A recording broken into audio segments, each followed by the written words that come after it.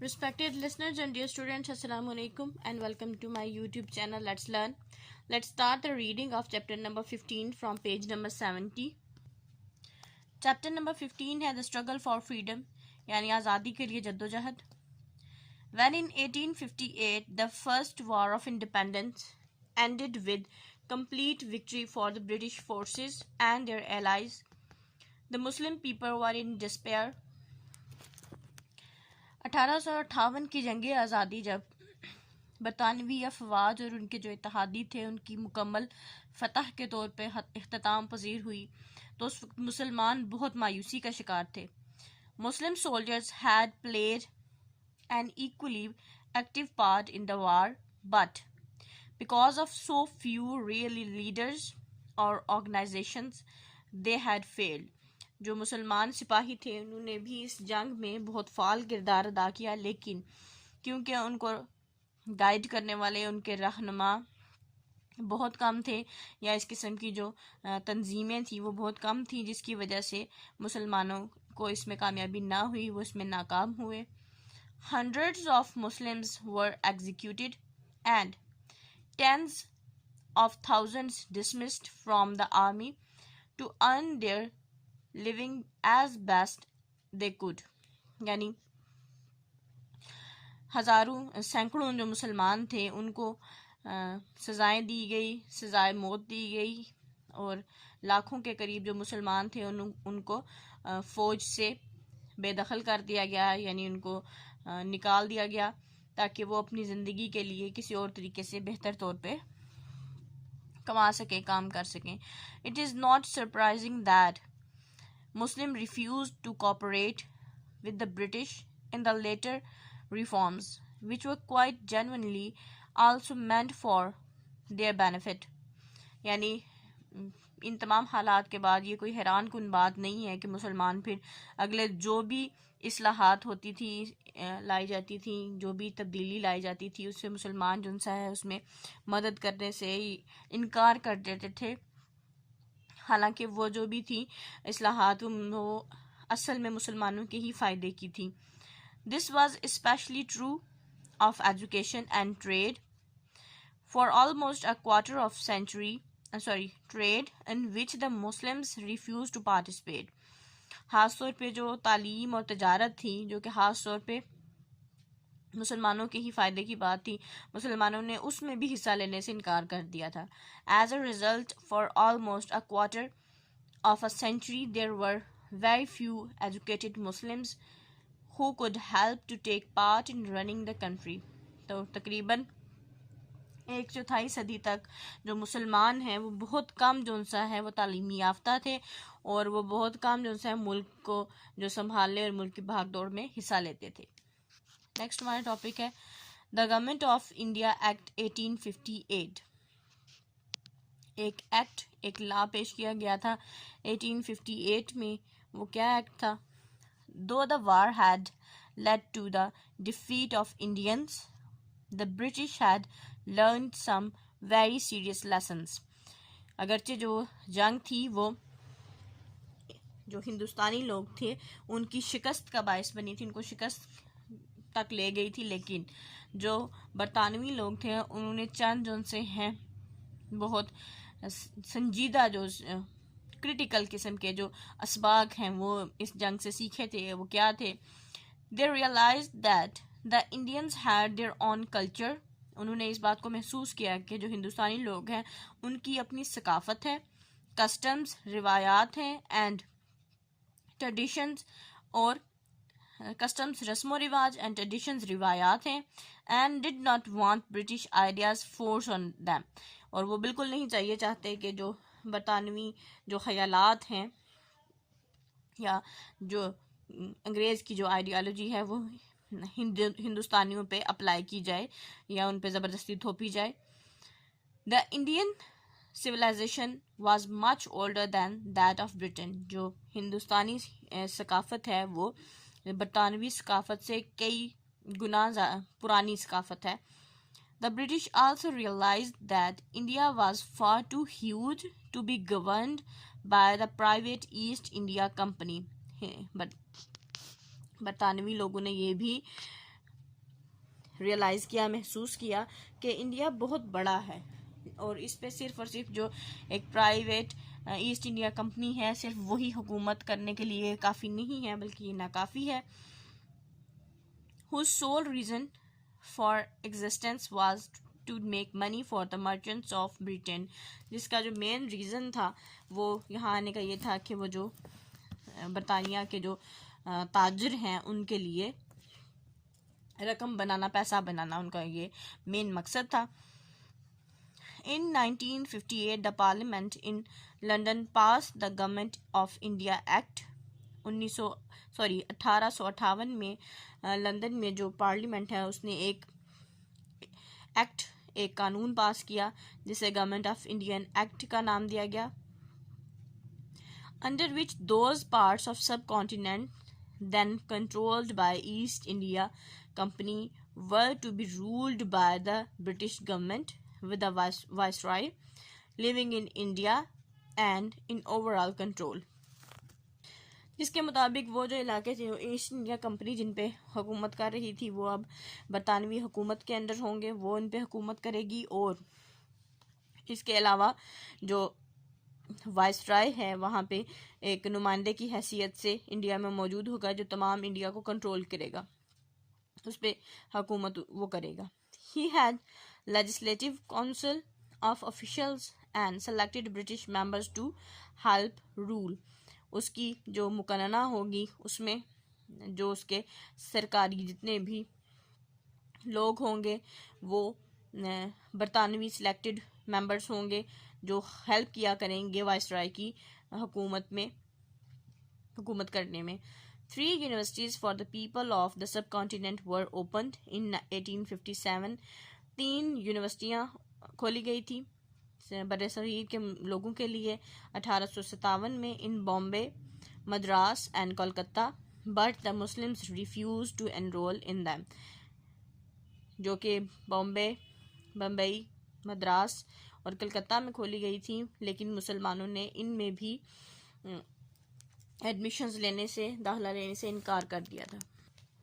Next topic ہے the Indian council act 1861. 1861 میں ایک ایکٹ پیش کیا گیا تھا, وہ انڈین کونسل ایکٹ کے نام سے جانا جاتا ہے.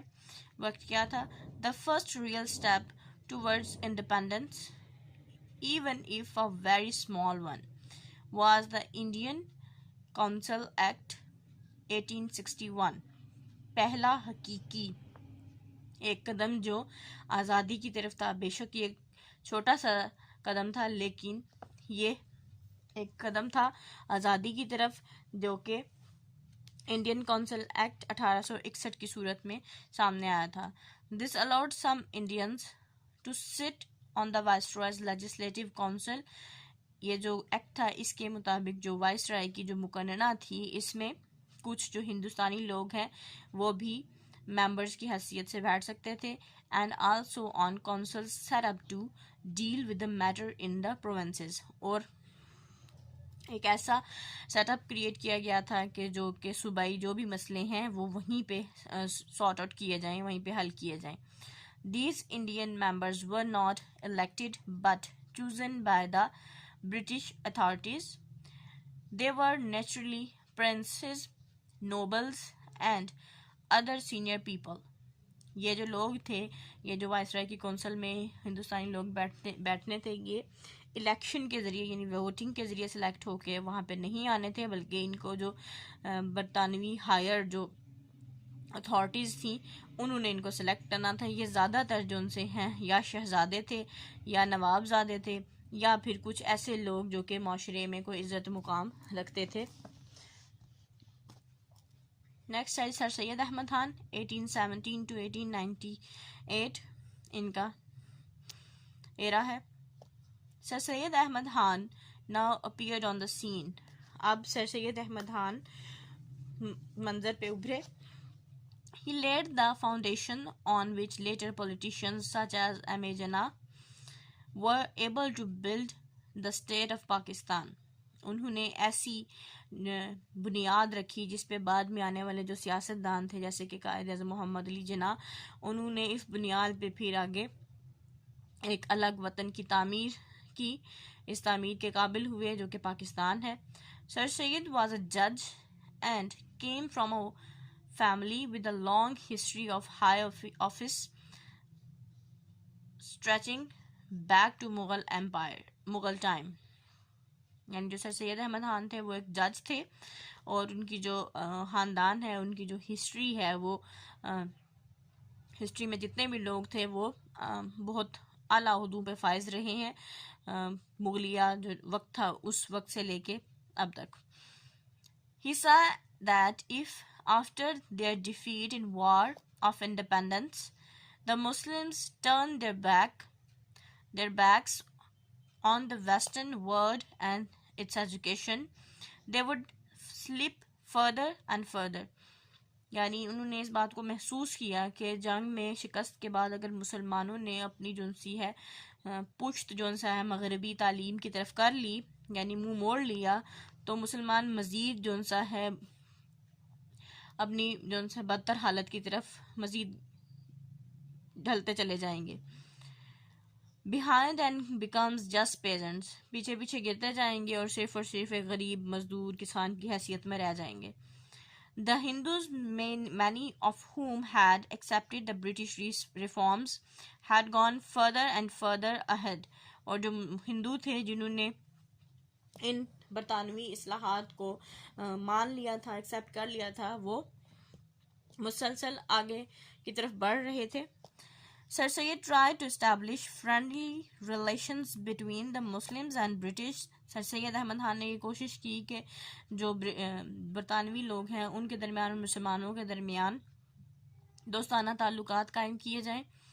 He pointed out that science and technology must be accepted and used for progress of Muslims and the greater glory of Allah. انہوں نے اس بات کی طرف توجہ مرکوز کروائی کہ جو سائنس اور ٹیکنالوجی ہے اس کا جو علم ہے اس کو ماننا اور اس کو ایکسیپٹ کرنا بہت ضروری ہے تاکہ مسلمان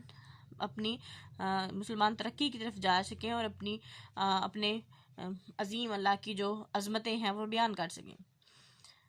His great belief was in education and in 1875 he set up the Anglo-Oriental schools in Aligarh. جو سر سید احمد خان تھے وہ ان کا یہ ماننا تھا ان کا یہ ایمان تھا کہ تعلیم کے بغیر کچھ بھی نہیں ہے. اس لیے 1875 میں انہوں نے سکولز اوپن کیے جو اینگلو اورینٹل سکولز تھے علی گڑھ میں وہ کھولے. علی گڑھ جگہ کا نام ہے. لیٹر اینگلو اورینٹل سکولز ایسے ہوتے ہیں جن میں دینی اور دنیاوی دونوں تعلیم دی جاتی ہے. اس سکولز کو اینگلو اورینٹل سکولز کہا جاتا تھا اس وقت.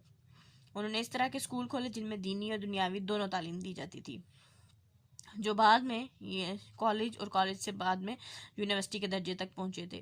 To give Muslims a chance of higher education تاکہ انہوں نے اس لیے یہ اوپن کیا تاکہ مسلمانوں کو اعلیٰ تعلیم کا حاصل کرنے کا ایک موقع دیا جا سکے. although he had great respect for Hindus, he believed that India was so huge and the Muslims and Hindus so far apart. بے شک وہ ہندوؤں کی بہت عزت کیا کرتے تھے عزت کی نگاہ سے دیکھا کرتے تھے لیکن ان کا یہ ماننا تھا کہ انڈیا بہت بڑا ہے ہندوستان بہت بڑا ہے اور جو مسلمان اور ہندو ہیں وہ دونوں ایک دوسرے سے بالکل مختلف ہیں. that it would be almost impossible to have one democratic government for the whole of the subcontinent. تو اس لیے یہ بات جو سا ہے غیر ممکن ہے کہ پورے کے پورے جو بر صغیر ہے اس کے لیے ایک ہی جمہوری حکومت بنائی جائے. That is he saw that eventually there would have to be separate states for Muslims and Hindu people. یعنی یہ اصل میں یہ جو سا یہ جو بات تھی یہ مسلمانوں اور ہندوؤں کے لیے الگ الگ جو سا ہے الگ الگ ریاست کا ایک طرح سے مطالبہ تھا. Sir Syed told the British that when they eventually gave political power to the people of India, they must do it separately for Muslims and Hindus. سر سید احمد خان نے جو برطانوی لوگ تھے انہیں یہ کہا کہ جب بھی یہ جو سیاسی طاقت ہے اس کو انڈیا کے لوگوں کو ہینڈ اوور کریں گے ہندوستانی لوگوں کو ہینڈ اوور کریں گے تو ان کو مسلمانوں اور ہندوؤں کے لیے علیحدہ اس کو ہینڈ اوور کرنا چاہیے یہ جو پولیٹیکل پاور ہوگی اس کو. Though he never suggested that there should be two nations, he planted the idea in the minds of others. اگرچہ انہوں نے بالکل واضح الفاظ میں یہ نہیں کہا تھا کہ دو الگ الگ نیشنز ہونی چاہیے، دو الگ الگ کنٹریز ہونی چاہیے، اسٹیٹس ہونی چاہیے، کیونکہ یہ الگ الگ قومیں ہیں، لیکن سر سید احمد خان نے ایک جو آزادی کا بیج ہے وہ لوگوں کے دماغ میں پلانٹ کر دیا تھا، لگا دیا تھا، بو دیا تھا، جس کے ریزلٹس بعد میں پاکستان کی صورت میں ہمیں ملے تھے. اس کو یہاں سٹاپ کریں گے. Wish you best of luck and اللہ حافظ.